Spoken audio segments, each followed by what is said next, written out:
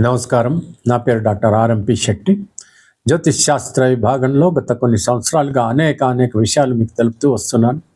మీరు చూస్తున్నారు, అనుసరిస్తున్నారు, లాభపడ్డారు కూడా. చాలా సంతోషంగా ఉంది. అయితే ఇప్పుడు నేను చెప్పాల్సినటువంటి అతి ముఖ్యమైనటువంటి విశేషం ఏంటంటే, ఆగస్టు మాసం 2026 సంవత్సరంలో తులారాశి వారికి మాస ఫలితం ఎలాగుంటుందో తెలియజేస్తున్నాను. జాగ్రత్తగా వినండి.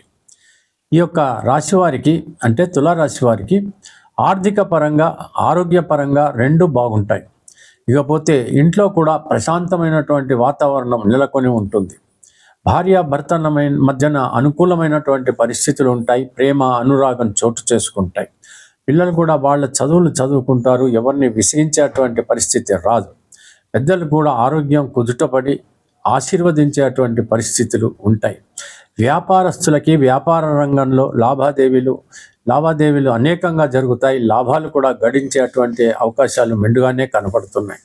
ఇక ఉద్యోగంలో కనుక తీసుకున్నట్టయితే మీరు చేస్తున్నటువంటి పని మీ సుపీరియర్స్ మెచ్చుకోవటమే కాకుండా మీ యొక్క సబార్డినేట్స్ అనుకూలంగా ఉండటం వల్ల మీకు ప్రమోషన్స్ కానీ, కోరుకున్న విధంగా ట్రాన్స్ఫర్స్ కానీ, ఇంక్రిమెంట్స్ కానీ దొరికేటువంటి అవకాశాలు కనబడుతున్నాయి. విదేశాలకు వెళ్ళాలి అనుకుంటే, అర్హత ఉన్నట్టయితే, అవకాశాలు ఉన్నట్టయితే వాతావరణ పరిస్థితులు గమనించి ఆ తర్వాత మీరు ఆ ప్రయత్నం చేయాలి. వివాహం కానటువంటి వాళ్ళు ఎవరైతే ఉన్నారో తక్షణం మీ ప్రయత్నాలు ప్రారంభించండి. మీకు కావలసినటువంటి సంబంధాలు దొరకటం, త్వరితగతిన వివాహాలు జరగటం కూడా జరిగిపోతుంది. ఇక విందు వినోదాల్లో, శుభకార్యాల్లో పాల్గొంటారు. అక్కడ మీకు గౌరవానికి లోటు ఉండదు. దూర ప్రయాణాలు చేస్తారు. తీర్థయాత్రల దర్శనం చేసుకుంటారు. దైవ దర్శనం వల్ల మీకు అనేక లాభాలు కలిగేటువంటి అవకాశాలు ఉన్నాయి. ఇకపోతే రాజకీయ నాయకులను కలుసుకుంటారు. ఆ విధమైనటువంటి కార్యక్రమాల్లో పాల్గొంటారు. ఇకపోతే ఈ యొక్క ప్రొఫెషన్ రంగంలో ఉన్నటువంటి వాళ్ళకి గౌరవంతో పాటు ధనాభివృద్ధి కూడా కలుగుతుంది.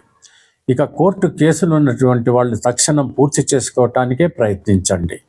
ఇకపోతే మరో విషయం ఏంటంటే, పారిశ్రామిక రంగం కానీ, చలనచిత్ర రంగం కానీ, ఇంపోర్ట్స్ ఎక్స్పోర్ట్స్ కానీ, ఇవన్నీ కూడా చాలా సజావుగా సాగేటువంటి అవకాశాలు ఈ రాశి వాళ్ళకి కనబడుతున్నాయి. ఈ రకంగా సాగేటువంటి ఈ యొక్క కాలాన్ని మీరు తప్పకుండా దైవ ప్రార్థనతో సాగించాల్సినటువంటి పరిస్థితి ఏర్పడాలని, మీకు మంచి జరగాలని కోరుకుంటూ ముగిస్తున్నాను. సెలవు. మరి ఉంటాను. నమస్కారం.